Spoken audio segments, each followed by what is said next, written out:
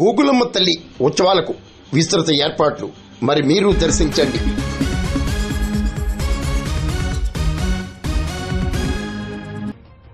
పెదపూడి మండలం గొల్లల మామిడాడ శివారు లక్ష్మీ నరసాపురంలో గోగులమ్మ తల్లి ఉగాది ఉత్సవాలకు భారీ ఏర్పాట్లు చేపట్టారు. ఈ ఏడాది సౌభాగ్య వరప్రదాతగా 1,00,00,000 గాజులతో అమ్మవారికి ప్రత్యేక వేడుకలు నిర్వహిస్తున్నట్లు తెలిపారు.